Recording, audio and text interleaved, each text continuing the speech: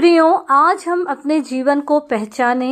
प्रभु के राज में हमारी क्या पहचान है? आज इस संसार में हमारी पहचान के लिए आधार कार्ड, पहचान पत्र, दूसरे कार्डों की आवश्यकता पड़ती है। लेकिन जब हम प्रभु के राज में प्रवेश करेंगे, वहाँ हमारी पहचान कोई कार्ड नहीं बताएगा। अगर हम वचन से देखें, प्रकाशित वाक्य 21 अध्याय 27 पद कहता है, उसमें कोई अशुद्ध वस्तु प्रवेश ना करेगी, केवल वे ही जिनके नाम मेमने के जीवन की पुस्तक में लिखे हैं। हमारी सबसे बड़ी पहचान यह होगी कि हमारा नाम जीवन की पुस्तक में लिखा है या नहीं। अगर हम लूका रचित सुसमाचार 10 अध्याय उसका 20 पद पढ़ेंगे तो वहाँ क्या लिखा है कि प्रभु यीशु ने कहा कि इस बात से आनंदित ना हो कि तुम्हारे नाम स्वर्ग पर लिखे हैं। और यूहन्ना रचित सुसमाचार 10 अध्याय 27-28 पद पढ़ेंगे तो वहाँ प्रभु कहते हैं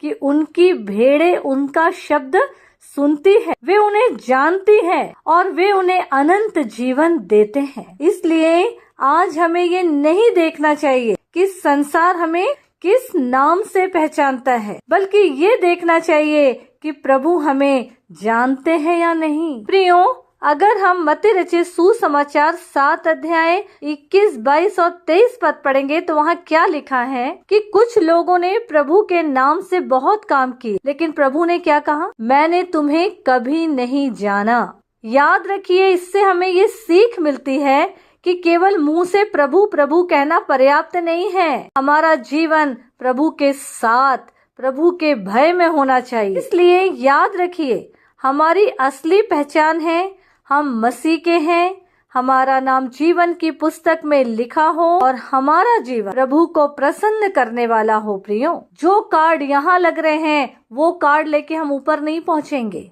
न्याय आसन के सामने नहीं पहुँचेंगे कि कार्ड दिखा दी और एंट्री हो गई। प्रभु की मोहर होनी चाहिए, उसके लहू की छाप होना है हमारे ऊपर, हमारे जीवन पर। ये कार्ड आने वाले समय में एक ऐसे कार्ड के रूप में, ऐसे चिप के रूप में बदलने जा रहा है कि हम सीधे नर्क के अधिकारी होने वाले हैं। तो इसीलिए प्रियों, अपने जीवन को परखते हुए आगे बढ़ें। अपने कदमों को, अपने विचारों को, अपने मार्ग को कौन सी दिशा में बढ़ाते जाना है ये समझ लीजिए, क्योंकि प्रभु यीशु ने कहे हैं कि मार्ग, सत्य और जीवन मैं ही हूँ और बिना मेरे द्वारा कोई पिता के पास नहीं जा सकता, यानी कि स्वर्ग में नहीं पहुँच सकता।